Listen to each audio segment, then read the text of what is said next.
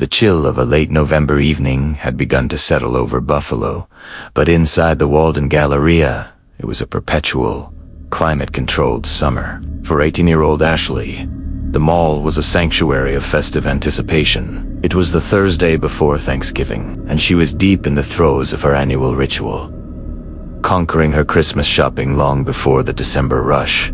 She loved the transformation the mall underwent. The towering synthetic tree anchored in the central court, the twinkling white lights strung from every railing, the soft, instrumental carols weaving through the chatter of shoppers. There was a magic in the air, a collective, unspoken joy that made the chore of shopping feel like a celebration. Her arms were already laden with the spoils of her campaign. A sleek bag from Zara, containing a cashmere scarf for her father and a sharp-smelling cologne for her brother. From Sephora, she had curated a small arsenal of luxuries for her mother and sister, a limited edition perfume, a set of hydrating serums, and, of course, she hadn't neglected herself. A heavy bag from Victoria's Secret swung from her crook of her elbow, a personal reward for her efficiency. After nearly 3 hours of navigating the consumerist wonderland, a deep fatigue began to set in. Her feet ached, and the sensory overload of lights, sounds, and smells was becoming overwhelming. She spotted an empty bench, a respectful distance from the magnificent Christmas tree, its peak nearly brushing the vaulted glass ceiling of the mall. It was a perfect spot to people watch and collect her scattered thoughts. The crowd was thinning as closing time approached, the frantic energy of the evening giving way to a calmer, more subdued atmosphere. She had only been sitting for a minute or two when an older man lowered himself onto the opposite end of the bench. He offered a genial, gap-toothed smile. They put that tree up earlier every year, I swear. Soon they'll be hanging ornaments in July. His voice was warm, scratchy with age. Ashley chuckled politely. Right? But it is beautiful.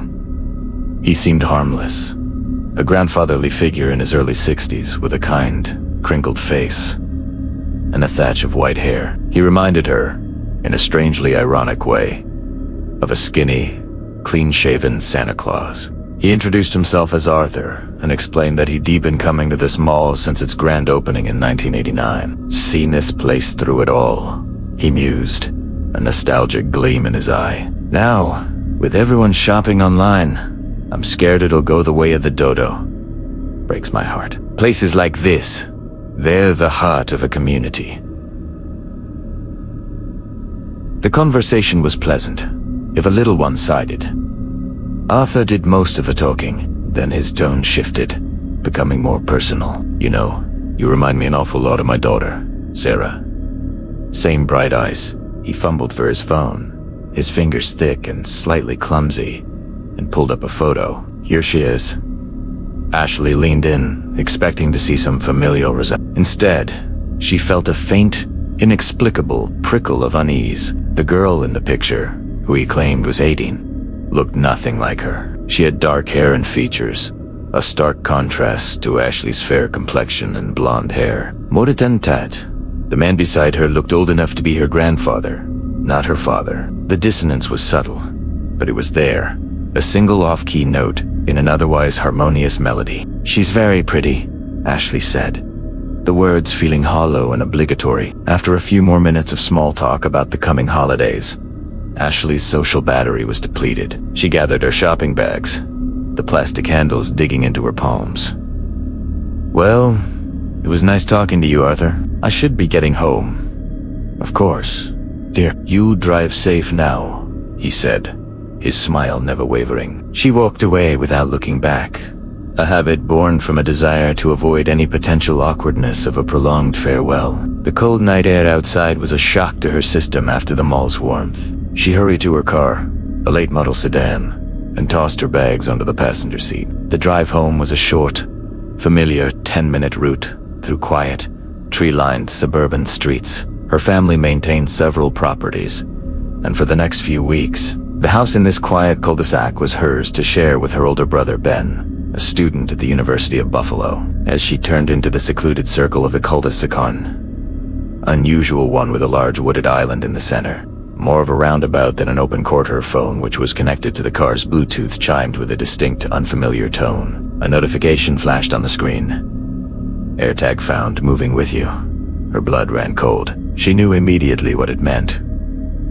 She'd seen the headlines, heard the warnings. Someone was tracking her. Instead of pulling into a driveway, her heart hammering against her ribs, she continued the loop around the circular road and drove back out onto the main street. She parked under a bright street lamp a block away, her hands trembling as she picked up her phone. The Find My app showed the AirTag's location right here, with her. Following the on-screen instructions, she initiated a sound playback.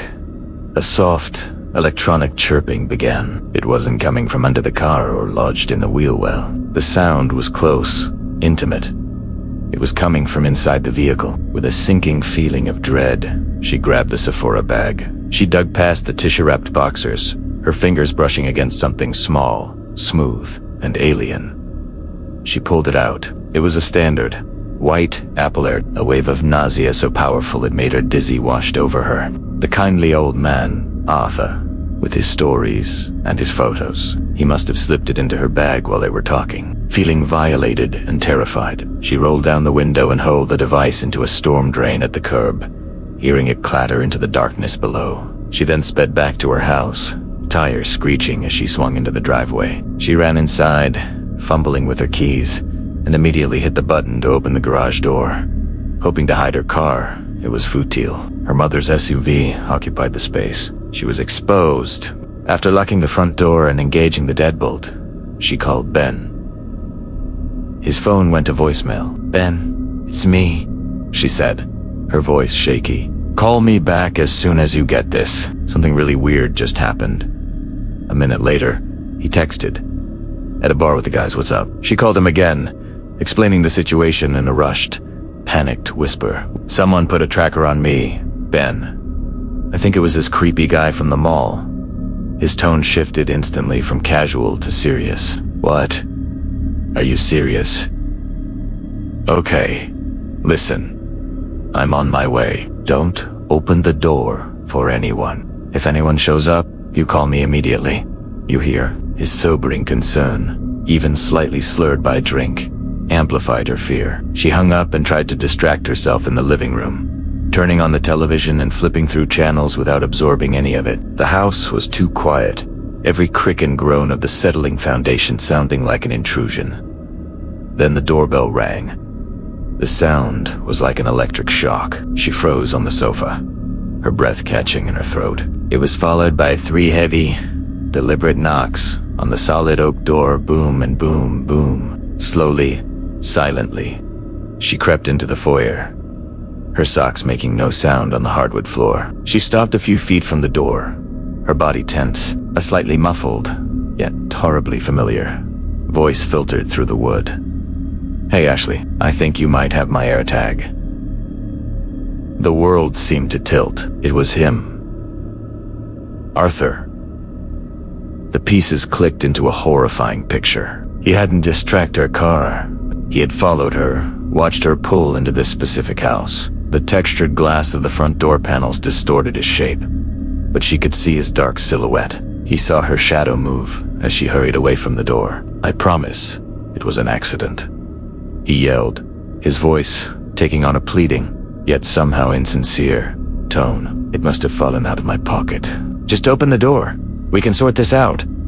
She didn't believe a single word, even if it were true.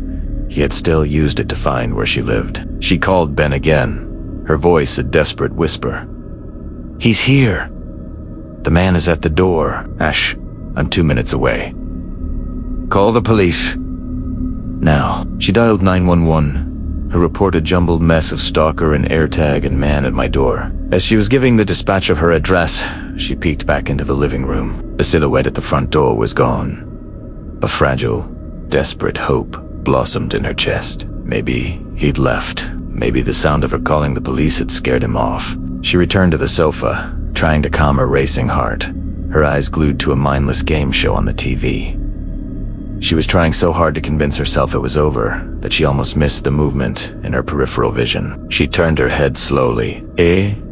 Was there. His face was pressed against the large living room window, his features distorted by the glass into a grotesque mask. He was smiling, a wide, unnerving smile that didn't reach his cold eyes. He lifted a hand and tapped on the window pane with a single knuckle. Tap, tap, tap. Tap, tap. Tap. Tap. Tap. Tap. Tap. Tap.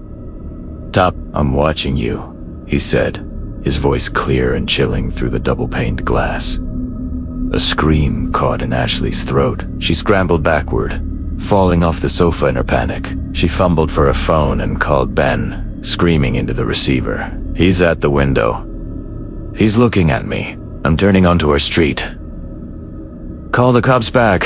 She didn't need to. The wail of a police siren cut through the night, growing rapidly closer. As headlights swept across the front yard, the face at the window vanished. Moments later, Ben's car screeched to a halt behind hers, and he burst through the front door, his face pale with fear and anger. A single police officer arrived shortly after. They searched the perimeter with a flashlight, but the ground was hard and dry. There were no discernible footprints. The officer took her statement, but seemed unfamiliar with the process for reporting malicious AirTag use. He gave her a case number and vaguely suggested she contact Apple, but offered no real reassurance. The following days were a blur of anxiety. She started the process with Apple, only to be met with a labyrinth of privacy policies and legal requirements that required a subpoena. After a couple of weeks with no further sign of Arthur, the sharp edge of her fear began to dull, worn down by the sheer exhaustion of vigilance. She tried to convince herself he was scared off for good, but late at night,